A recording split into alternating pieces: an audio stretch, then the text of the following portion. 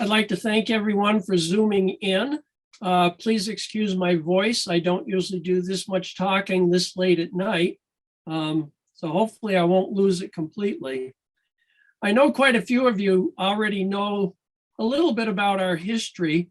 I'm going to do a quick summary of the history, but then I'm going to tell you about 6 or 7 things that we've never really talked about before as far as our history. So my parents bought a 1961 Corvair, and that's what both Joan and I learned to drive on. And I think that was a pretty important thing that helped lead to Clark's Corvair parts. The next important thing was that in 1970, I found a 1964 Spyder coupe that I could buy for $50. All I had to do was dig it out of the snowbank.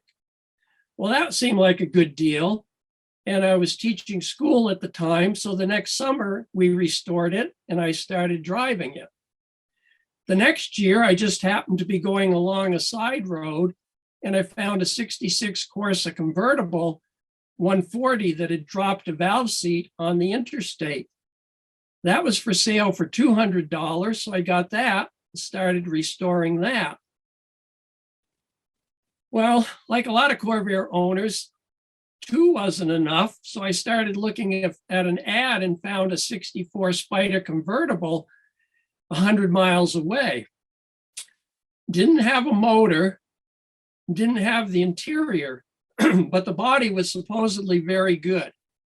So we went and looked at it, and the owner agreed to deliver it to our place for $200, and that included the purchase of the car. When he came to drop the car off, I was in the middle of restoring the 66, and he wanted to buy some of my parts. I said to him, well, your father has a gas station. He could get them from Chevrolet and get a discount.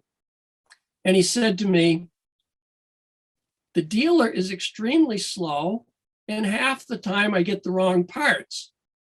Well, I fully knew what he meant because during my restoration, the parts book was terrible, and half the time I didn't get what I wanted. But the fact that he asked to buy those parts, that started me thinking about, why don't I do a mail order catalog? Because I'm repairing Corvairs and Volkswagens nights and evenings, and that would give Joan something to do, because I don't want my wife with nothing to do. So that's when we started thinking about doing a catalog and a mail order. That came out in 1973. And from there, it's just grown. But what a lot of people don't realize is just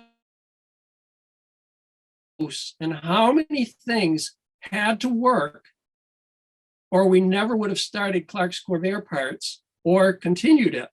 Number one was that my parents had a Corvair, because if they'd had 57 Chevys or Fords, I probably never would have looked twice at a Corvair back then. The second important thing was that in 1967, during my college summer vacation, I got a job at the Chevy dealership, pumping gas and changing oil.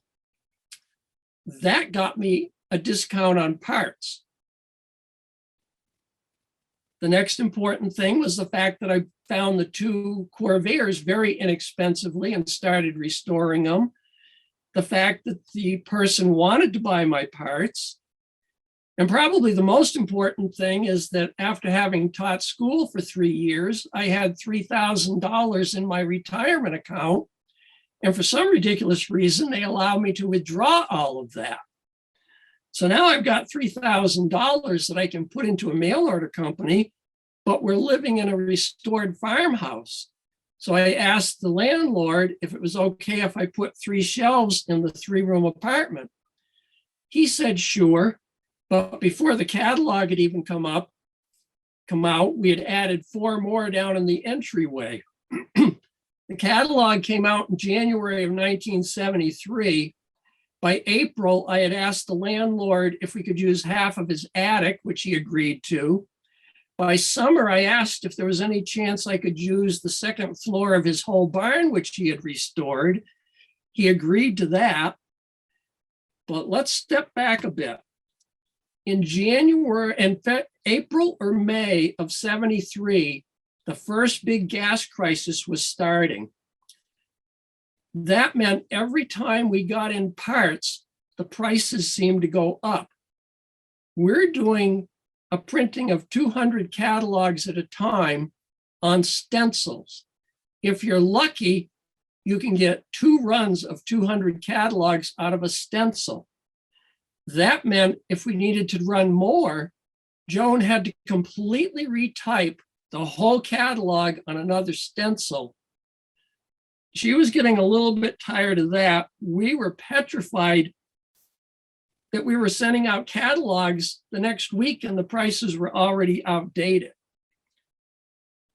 So in April or May, we both sat on our bed and we said, I just wish I had that $3,000 back and these parts would just disappear. But we agreed to give it 1 full year.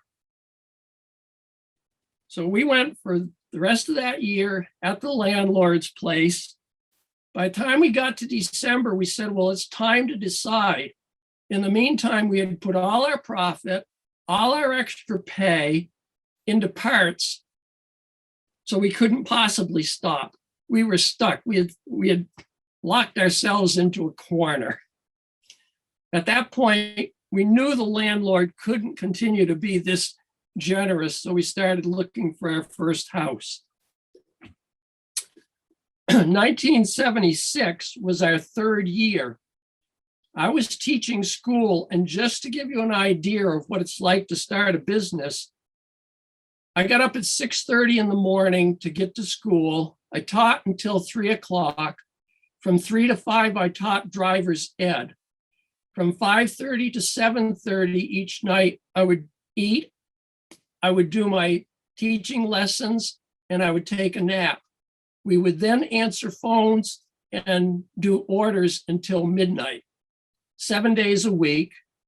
Somewhere in our memorabilia, I have a label that Joan was filling out because we did all labels handwritten.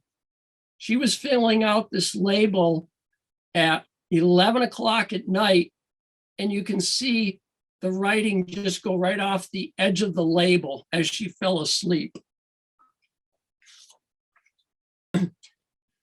I really absolutely have to mention Joan.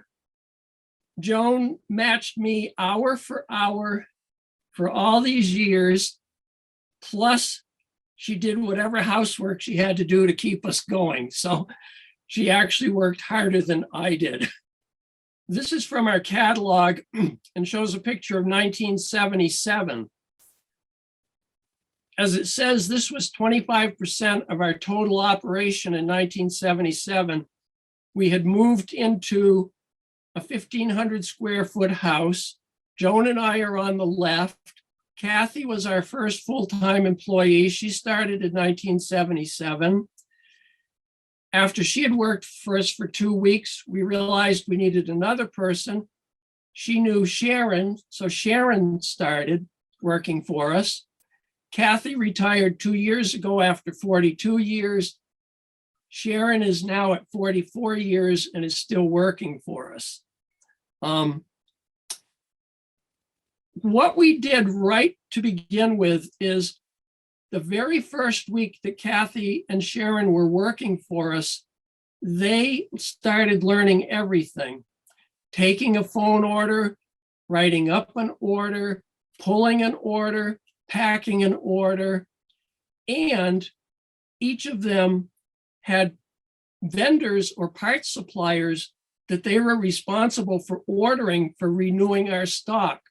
So here's 2 young people right out of high school. That's the type of responsibility that we're giving them. And that's the way we've always run the business. If you are qualified and you get hired, you're going to have to do just about everything.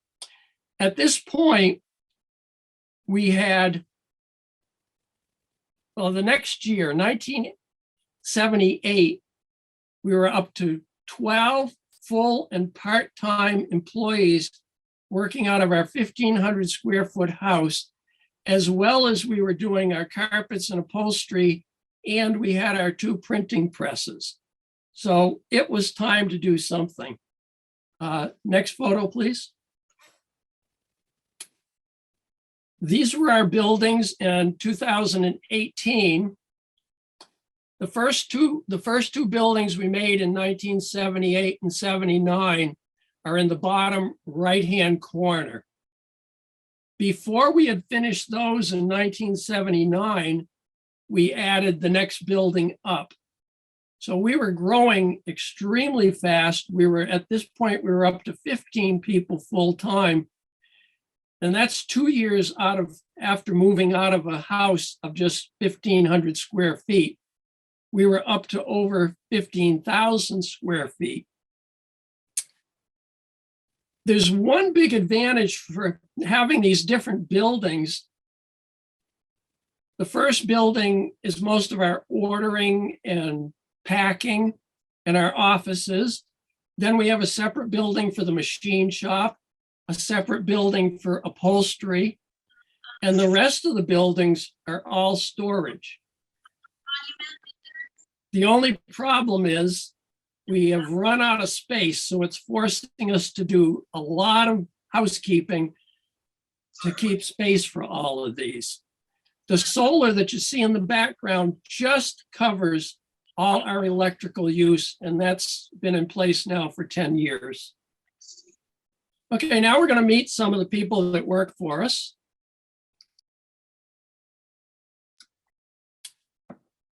The upper left, you've got Cheyenne taking an order.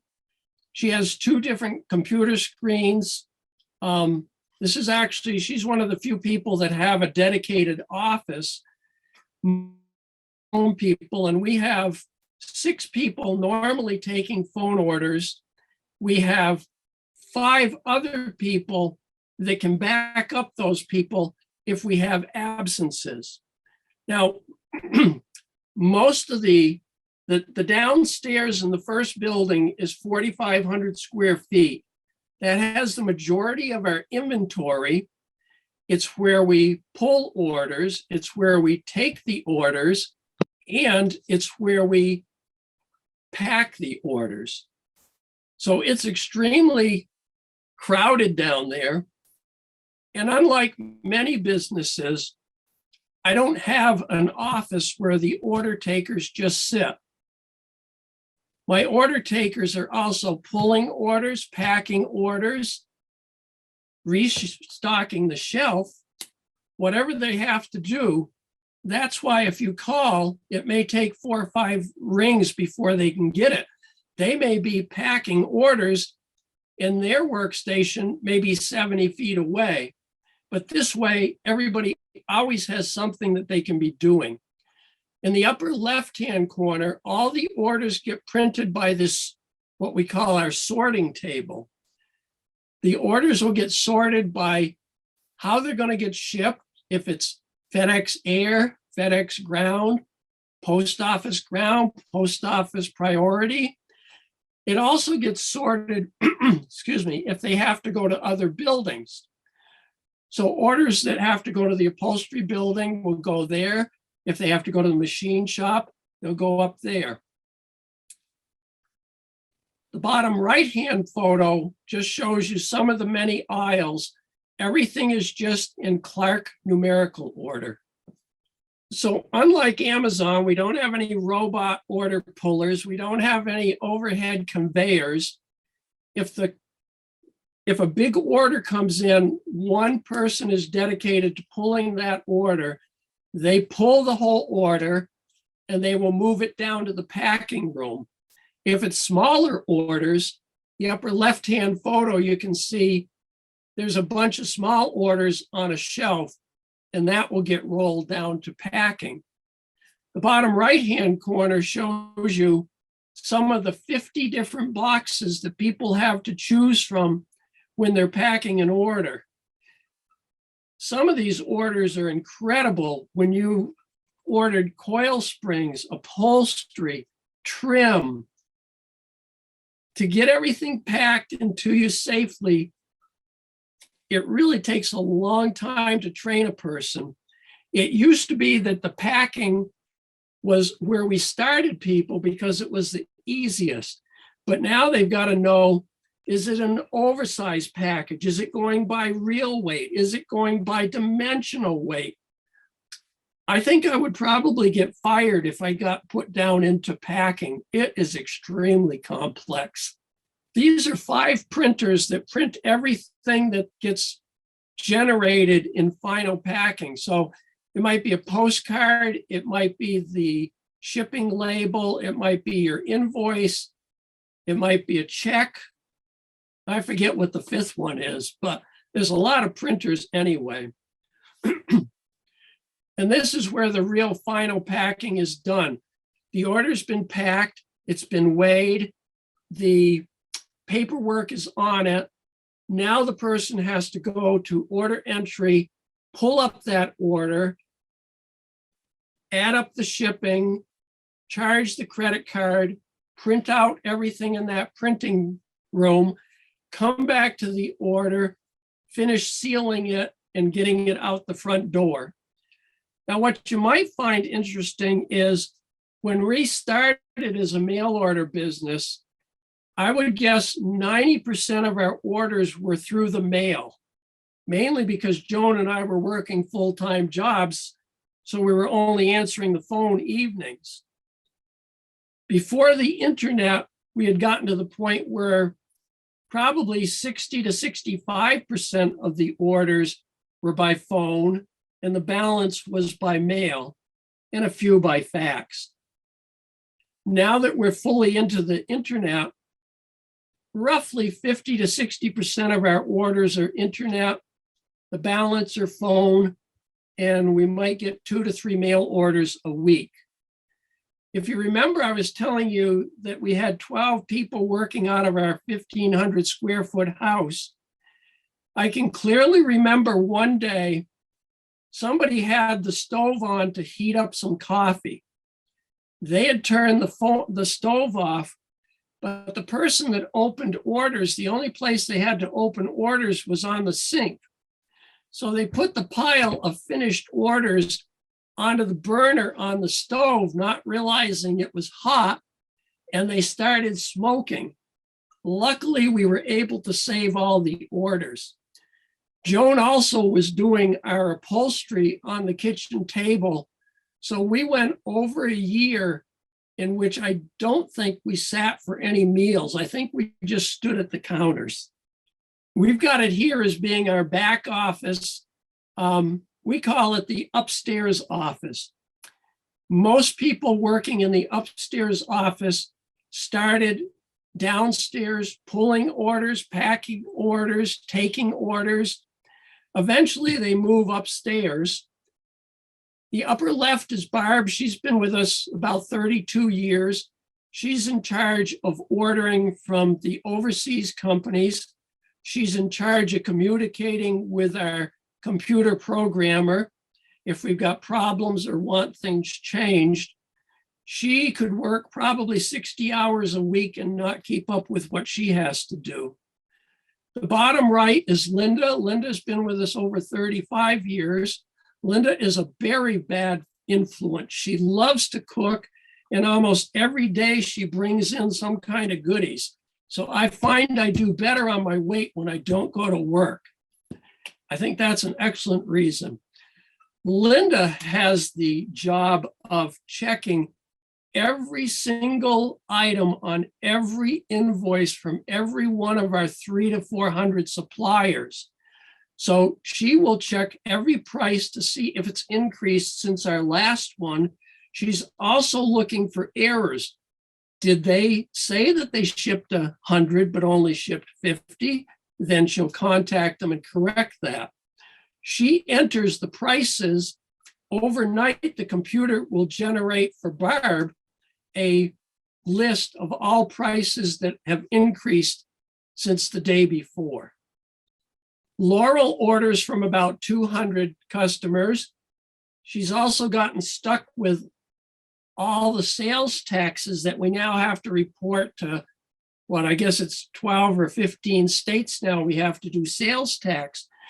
What I don't think the states realize is everything, all the money that we take in orders or sales tax gets charged to our credit cards. So we're losing several percent on the sales tax, which we then have to turn around, take the time and pay the full amount to the states. Doesn't quite seem fair. Laurel's been with us well over 20 years. The bottom right is Sharon. She's been with us 44 years. She orders from some suppliers. She takes care of personnel, takes care of benefits. She's also the co-manager with John.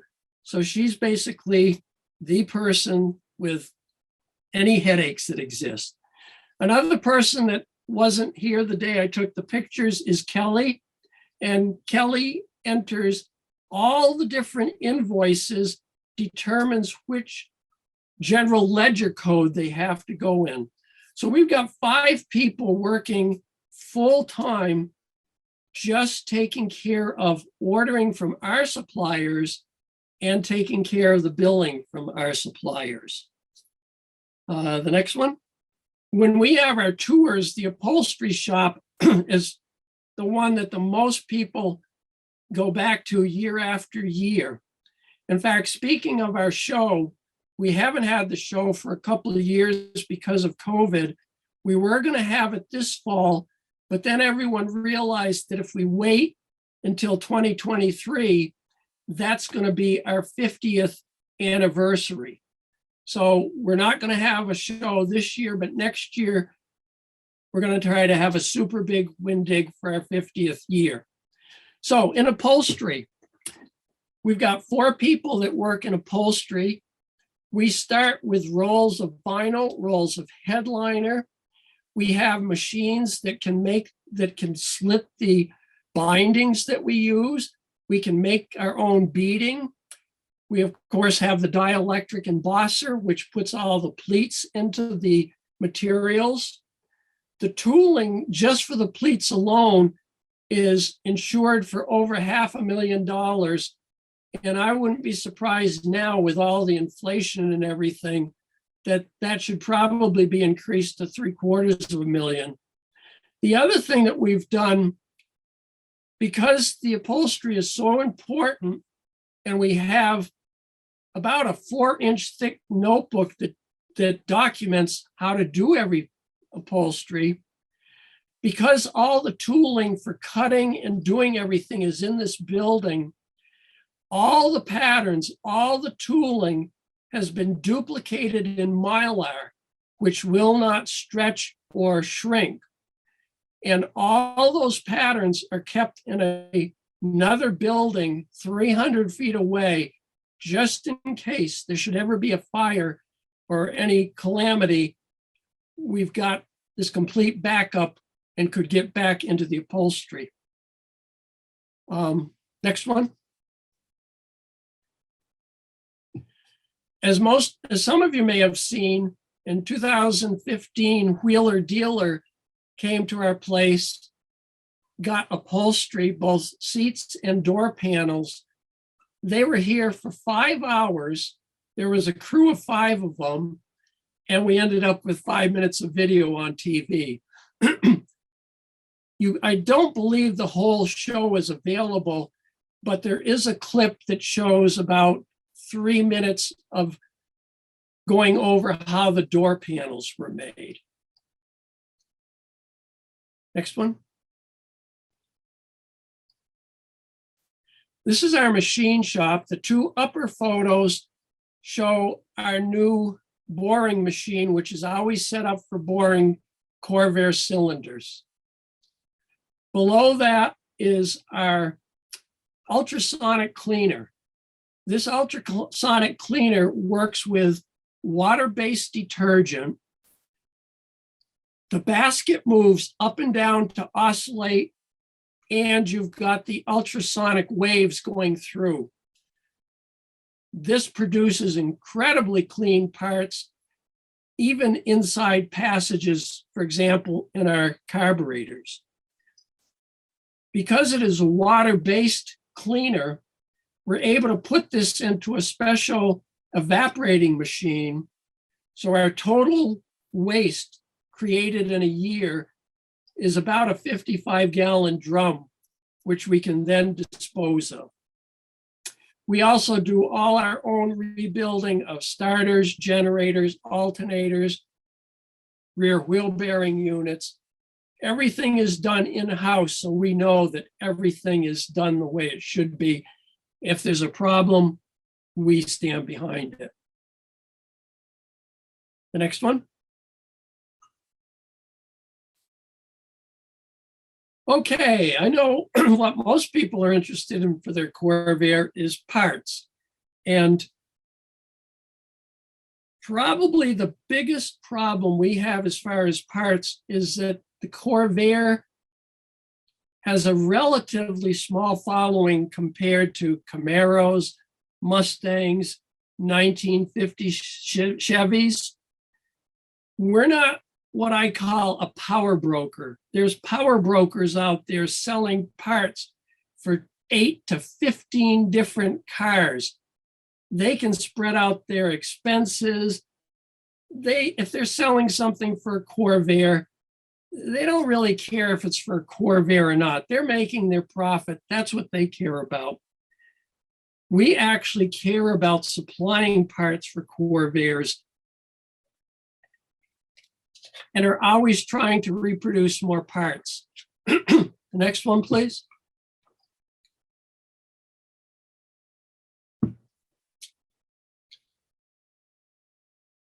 The front grills for the 1965 and the 1966 to 69, these were probably one of our largest reproduction projects ever. To make those two parts, you're looking at approximately $75,000 worth of tooling, a two-year turnaround period, and I could really only afford to buy 300.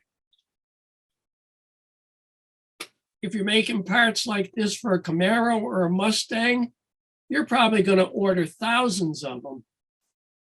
I'll be happy to sell out of the 300. It will basically pay for our tooling. Then we make our money on the next run. The next one, please.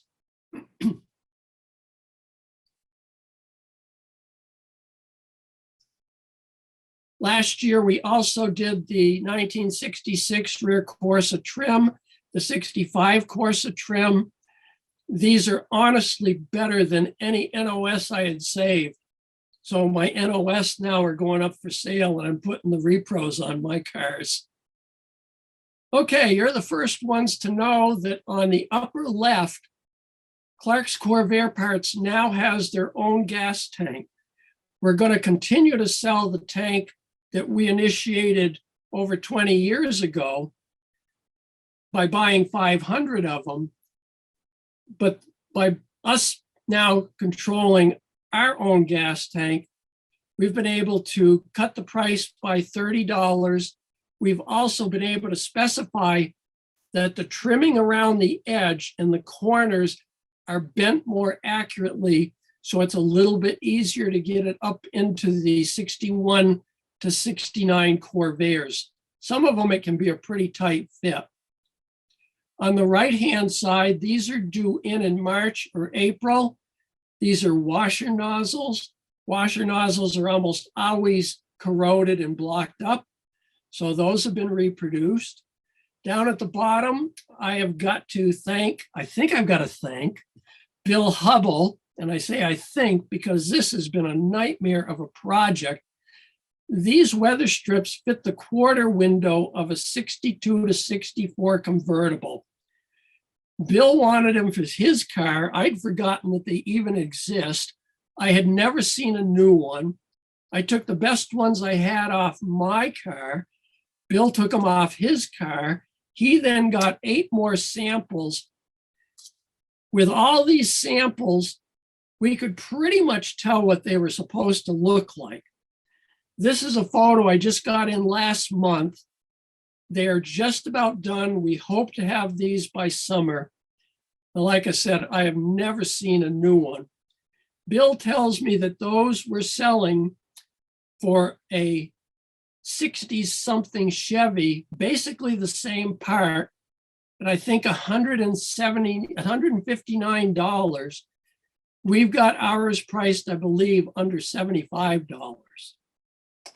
Until you see and hold one of our Repro oil pans, valve covers, or Power Glide pans, you just won't believe the improvement in quality, and also the fact that they're 50 to 60% thicker.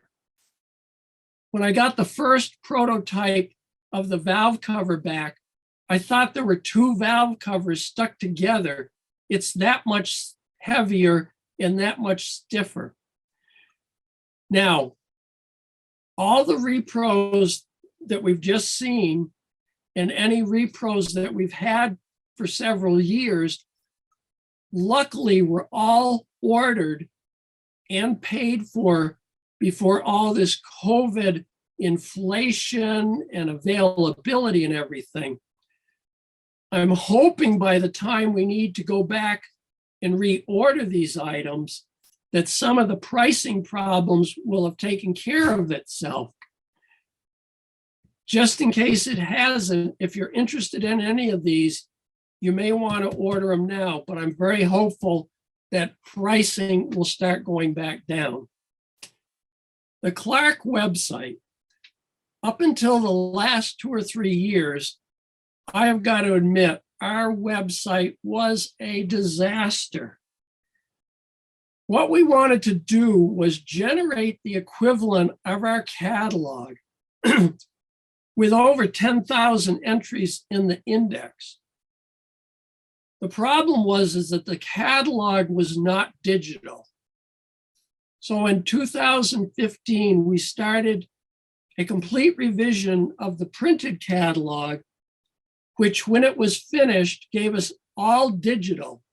So then the website person was able to download the digital catalog, was able to clear up all the links that weren't working or were taking you to the wrong place. Yes, our website is a little confusing to start with. The best place to start is the second one down, the online catalog. There you can access the index of over 10,000 entries. It will take you right to the catalog page. You can click on any part numbers. It will bring up the information. If it's an item that has a color, there'll be a drop-down menu where you can click on the color. If it has a color, there will also be an item that you can click on, and it brings up all the color samples.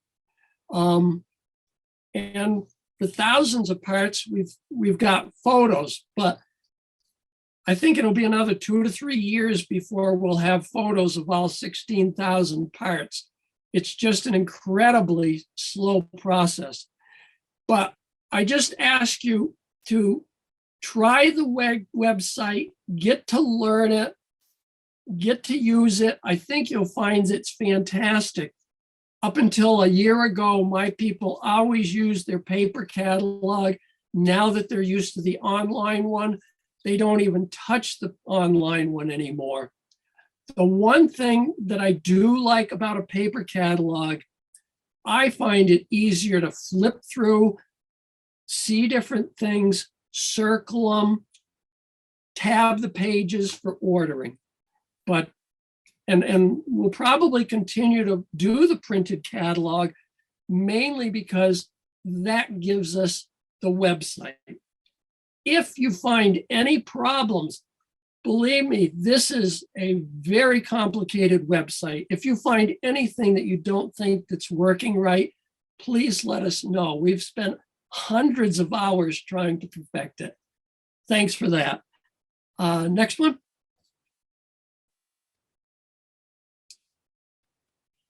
These are some of the videos that we offer. I'm working on one for a general engine rebuild as I'm doing restoration on 2 of my cars. If you haven't ever looked at any of these videos, I would really suggest you look at Making It Here, which was done by public television. That one is excellent. And the other one that if you haven't seen, the PM magazine, that was almost movie quality. And if you haven't seen it, I think you'll really like it. If you have seen it or you do see it, there's a scene where Joan and I are running towards a Corvair. That was taken where our last building now stands. Okay. Quite a few people have wanted to know what's going to happen to Clark's Corvair parts. We've actually had a succession plan for over 20 years. As I said at the beginning, we train people and we expect them to be able to do the job. So when we hire a new person comes in and they're wondering, where's the supervisor? Everybody seems to be doing whatever they're doing and they know what they're doing and nobody's telling them what to do. And that's because every single person that comes in, we train them for their jobs. And almost every job we have at least 2 people that are capable of doing it. In case somebody's out, in case something happens. During the COVID, it's been fantastic. And this is the way I've always run my business, is I'm there to just give a general oversee. I'm there to add more parts. I'm there to have fun with my Corvair. And they do the actual work. Because they do the actual work, if anything was to happen to Joan and myself, there's a plan in effect. Believe me, they can run it probably better than I do. I come in, they don't say it, but I think I cause more problems than I solve. But I really have a tremendous group of people. And this isn't just a little, it's a little business, but it's not a shoestring operation. I've got now 8 people that have been with me 20 years or more, with Sharon being the highest at 44. I've got another 7 or 8 people that have been with us for 10 years or more. I believe the most important thing that I have after parts is the people I've got working for me and the knowledge that they have. By 14 years, they earn 4 weeks paid vacation. They get 9 paid holidays. They get 3 optional holidays. They get a 401 that's sponsored by the company. If you don't know, not a 401, excuse me. It's a simple IRA. The advantage of a simple IRA is the person has an account, they own that account, all the money goes into that account.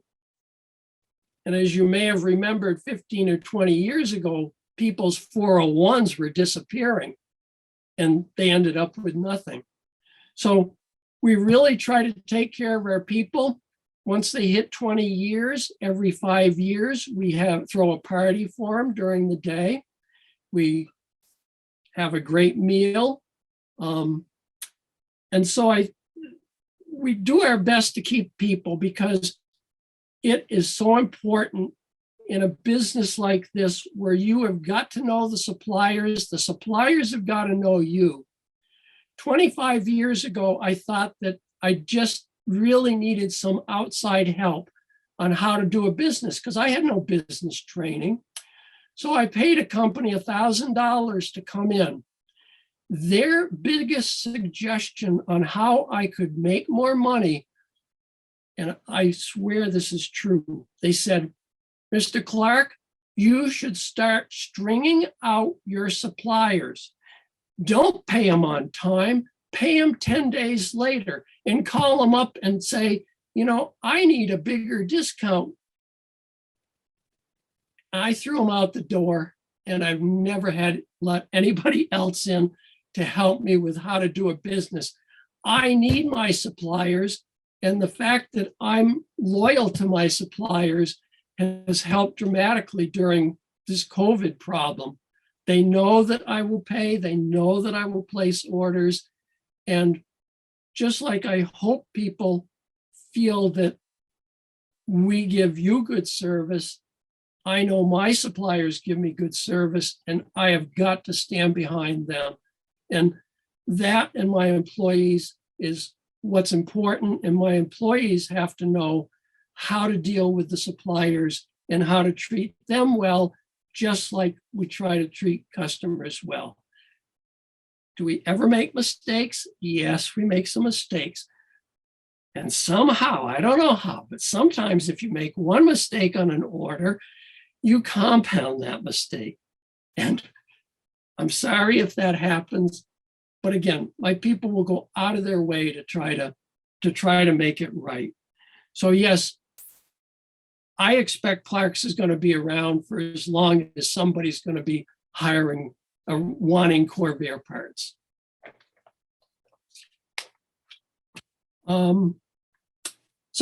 I know there's some questions. Yeah, we got lots of questions. I hope we can get to all of them. I've been trying to go through the chat while you've been talking. And first, I just want to share, I will be providing Cal a copy of all the chat.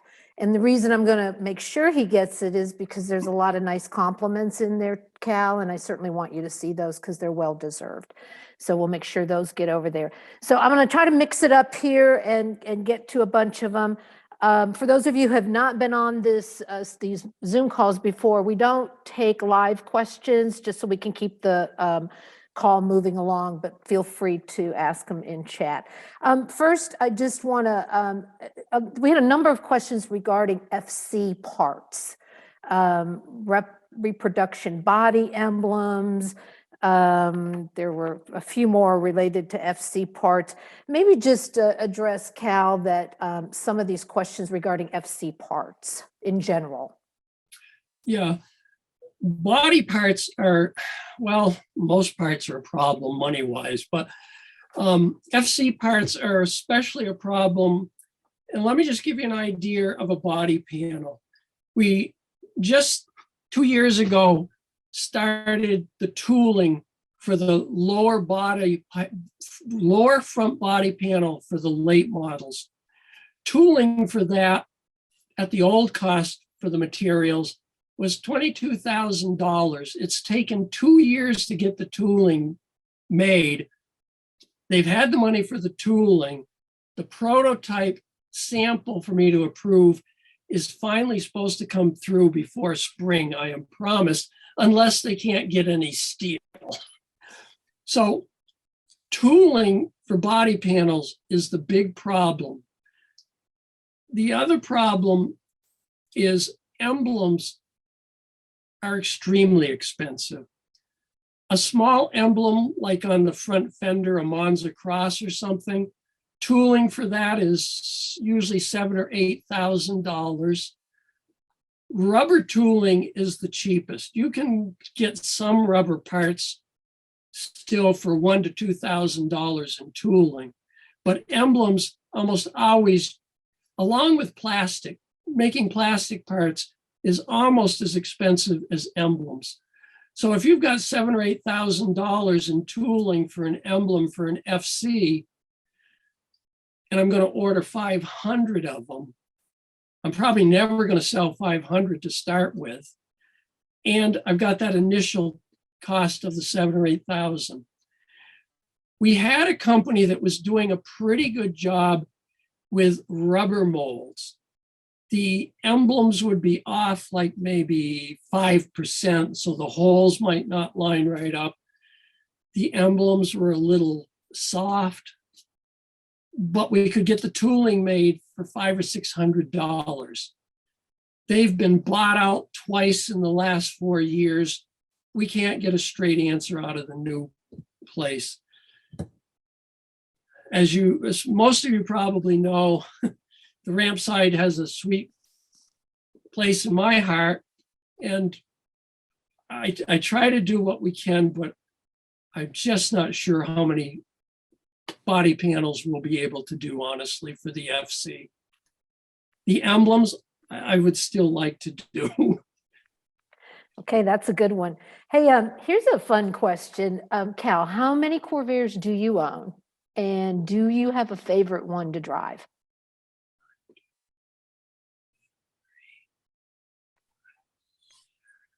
Oh, you own too many if you got to count.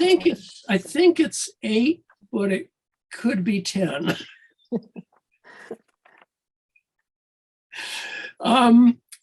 The ramp side is just such a blast to drive. I like that. The 64 Spyder convertible is a blast. I'm finishing up my 1960 Monza, which only has 24,000 original miles. The interior is just like new. Joan says I have to do the 61 wagon next because we've only had that since 1976. But then we've had the 65 Corsa Turbo since 1976 also.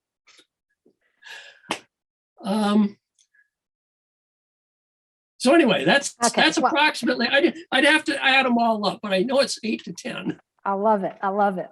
Okay, Cal, you know that it's always been a very popular part of the National Convention when you would bring all the parts, and you haven't been able to do that. Can you address why and what your thoughts are around that? And what do you do at the conventions when people go to conventions? Yeah, that broke a lot of hearts at my place because I had 3 or 4 people, Nadine, Todd, Cheyenne, Joan and myself, Barb, just loved going to the conventions. It was a workout, but we really loved it. For those of you that have never seen our setup, we would take a space 40 by 60 feet, and it just looked like our parts exploded out of the truck and trailer. So what happened was, until about 3 years ago, the law was that if your truck was under 10,000 pounds, you could tow a trailer up to 7,000 pounds and not have to worry about the DOT. Somebody in the government changed the wording to be, if your truck and trailer exceed 10,000 pounds together, you must follow 98% of all the rules and regulations of a tractor trailer truck. That means fuel taxes, road taxes, stopping, keeping the logs digitally. I had 2 high school friends that were independent truckers their whole life. So I called them up when I found this out, and they said they had both stopped about 5 years ago from being independent truckers to joining a trucking company. They said, even with all their years in it, they could not keep up with the laws and regulations. They needed the backup of a major company. I even called the US DOT to make sure that I was understanding the law. And they said, yes, that's the law. You will be held to it. It just wasn't worth it. So as much as we wanted to, we had everything. We knew what we were doing. We loved doing it. What we are doing is we're trying, when there isn't COVID, we're trying to send at least 1 or 2 people with our latest 50 to 60 repro items. We also offer a discount to the people that are at the National Convention. And we hope that that helps in some way. But I know those of you that saw the old us at the National, I don't think you'll ever forget it. And we used to have people that when we were packing up, they would come out and make bets as to whether it was all going to fit back in the truck and trailer. Yes, it was really well orchestrated. Okay, let's talk a little bit more about parts in terms of, you have a new process for cores, a new shipping process. Can you tell us a little bit more about that process and why you put it in place? Yes. We were not getting back nearly enough cores, and we can't reproduce everything that's in these cores. So I came up with the idea that if we could help people on the shipping and make it easier to ship them back, maybe that would help. Now we've still got we went through, we've tried to send letters to everyone that had a major core in the last 6 years. You may have gotten that letter. If you haven't, they will probably be going out in the next 2 or 3 weeks. So what it says is if you're in the 48 lower states, we send you a FedEx shipping label. You can get all your cores together. There's even some used parts that we're buying and that we allow you to put in with the cores. You can pack it up. You can either drop it off at FedEx, or you can call them up, or you can do it online. They will pick it up. They will bring it back to us. Once it gets back to us, it takes us a week or two to process because we've got so many cores now coming in, which is great. And we cover 40% of the shipping. So if you're shipping, let's say you had a transmission, I think the core is way up on $300 maybe. So let's say the shipping was $100. We'll cover $40 of that shipping. The other $60 will be subtracted off your core, and then you'll get your core refund. So far, the response has been excellent. For people that are in Hawaii, Alaska, Canada, and European countries, within the next couple of weeks, we're going to come out with something. We aren't sure what yet, but it's too complicated to do a % of the shipping from foreign countries or Alaska and Hawaii. So Good. That's what we've done on cores. And yes, we need cores. I don't care if you've had the core 12 years. If you want to find out if you can return it, send us an email. Our computer system goes back to 1988 in cores. So, Send your cores. He needs cores. Okay, let me go through a few of the ones that people are asking, and these might just be yes, no questions, or maybe. About parts people are asking if you're going to reproduce. 66 through 69 style headlight bezels. Are you thinking about reproducing those? It's still at the top of my list. The last time I had tooling costs estimates, it was $30,000. So it's always a toss-up of, do I do 4 or 5 smaller repros, or do I put the money into a big item? The trouble is, since COVID is hit, all the tooling is made out of either high quality steel or what's called kurtzite. As I understand it, kurtzite is almost like a powdered metal. It's very formable. They can make it into stamping dies, and depending on what you're stamping, you might get 500 to 1,000 stampings. With aluminum, probably more than that. And it costs like 1/5 the cost of a solid steel die. So yes, I'd love to do them. Will it happen immediately? Probably not. I would, my best guess is a couple of years. Okay.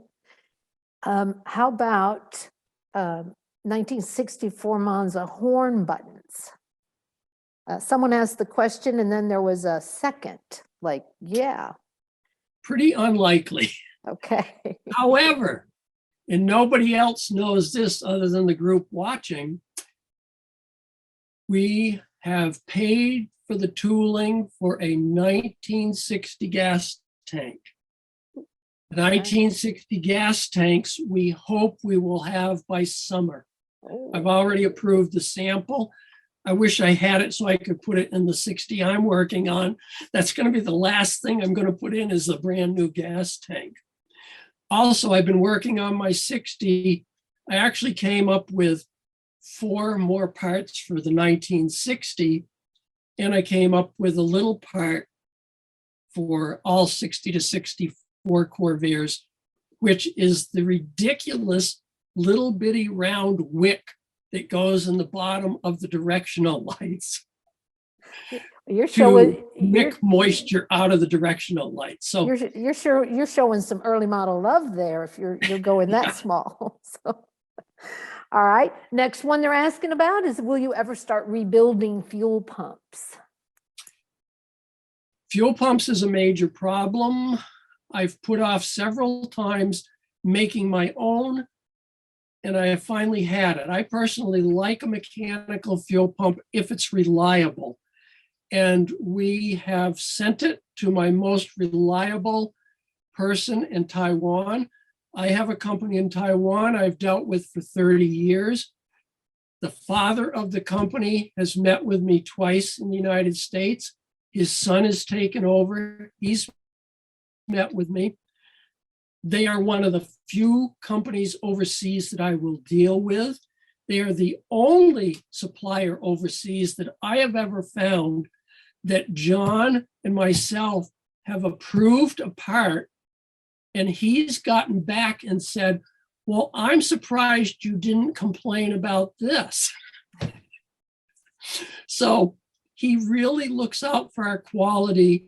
He is working on the fuel pump. I hope that we can finally have a fuel pump that's reliable, like they used to be. I think that's good news. That's always there's a couple other questions around fuel pumps, so that kind of answers theirs. People kind of want to know, are any parts getting extinct or rarer or even more scarce? And someone just asked, and what are those, so they can start getting orders in now? So stock up on them. I would say some of the rarer parts are probably trim for the 60, 61, 62 cars. We have a few pieces of them left. They used to be so plentiful that we would basically give them away, but I haven't seen hardly any in years. So if you've got one of those cars that's got the trim that goes around the belt line, I would get that. The other thing is, when we did the FC rear axle bearings, they were supposed to run 500. They only ran 350 axle bearings. I went back to them and they said the only way that they would rerun them now is 2,000. Well, I don't remember exactly, but I think we've had FC axle bearings for 10 or 12 years. We haven't sold out of the 350, but we're very, very close. So if you need one for your FC, you better get them, because there's no way I can afford to do 2,000 FC axle bearings. It's things like axle bearings that, we have tried to step up. Mechanical, we know people want trim, but the mechanical is so important that that's what we invest in. I know there's some parts on the internet you can get for Corvairs. There's a few other suppliers that sell for other cars that have Corvair parts. Maybe their price is less, maybe it's more. I don't know. I can't keep up with everything on the internet. What I do know is any support you give us goes into my employees and more Corvair parts. And I hope we've proved that, especially over the last 4 or 5 years. If you look at the number of reproduced parts, it's ridiculous. For some, for the Corvair, the customers are fantastic. The support from the customers is fantastic. I think the majority of them realize that we can't be in business without them, and we certainly realize that we can't be in business without customers. And we really try to keep as many parts available as we can. Yeah, I'd like some profit, but I also, it's just, I love making parts for the Corvair. Well, your passion has supported our hobby. And as I said, I'm going to send you the comments because people have some really great feedback and positives about the interaction with your employees and everything you and Joan have done for us as car hobbyists. I mean, let's face it, we wouldn't have our beautiful cars if it weren't for your attention to detail on these parts. Someone did put out here, though, something to think about. Would you consider if there were some of these rarer parts that needed more money that goes into them, would you consider someone putting together a Kickstarter campaign to get funding to do some of these? So it's something to think about for the future if there's some kind of way to get people to put money into it, and it's just something to think about. So yeah, I guess it's a possibility. It's just, I don't know. I've never really relied on anything like that. I don't like to take pre-deposits on anything because you just don't know. They tell you it should be done in 6 months and it's 2 years. It's just, you just don't know what's going to happen with the things. But well, Cal, you've really done a great job of explaining a lot about the business, and we all got to see the folks. If everybody noticed, Cal went around and took pictures, but notice how many of them said, I don't want my picture taken, and they turned their back. So, but do tell them they were stars tonight, and we certainly appreciate it. And I think everybody on this call who's communicated or worked on the phone with your folks know it's not just a matter of placing an order. It's the customer service. It's the knowledge that they provide when you are on the phone with them. You order a part and they say, don't forget this other part. There's a lot of knowledge your people have about these cars and these parts that I don't think can be replicated by any other vendor. So there is one last thing I would like to say. Some of my newer people are phone people, and because that's just where they start, is taking orders and pulling orders and packing orders. And with 16,000 parts, it would help a little bit if people would have a little bit more of an idea of what they want. Sometimes they call up, yeah, I need some parts for my front suspension. And it's like, oh my God, please start someplace. And there are so many parts that we link in the catalog, or if you take the time to read the description on the web page, it may say, well, if you're installing this seal, you also might need the gasket. So I know in this age of instantly getting this and instantly getting that, I need people to just look at stuff a little bit more and kind of help my people at my end, because they're trying their best, but not everyone speaks the exact same Corvair part language. So that's great. Anyway. That's great feedback. Be an educated consumer would help the ordering process. So that's great. And there's just so many parts in the catalog that they can't possibly tell you all. There's some parts that we have had for 7 or 8 years, and I would go to the show. Well, when are you going to do such and so? And I went, well, that was in the supplement 4 years in a row, and then it went into the catalog, and it's right on page 99. It's funny. That's so much in there. Well, Cal, thank you for your generosity of your time tonight and your support. You're getting rounds of applause by people. I can see them. And certainly pass along to Joan all our thanks too for all that she's put into this. If I didn't get to your question, again, know that Cal's going to get all the questions. I tried to kind of group them together. And most importantly, I hope that everybody on this call has enjoyed the time that he put into putting this story together. And do go out to the website and watch some of those videos. We thought about trying to show them, but videos don't always do very well on Zoom. So we're just encouraging you to go out and poke around out there. There's a lot of great content that Cal has on his website that would be interesting to watch too. So everybody, good night, everyone. Hey. Bye.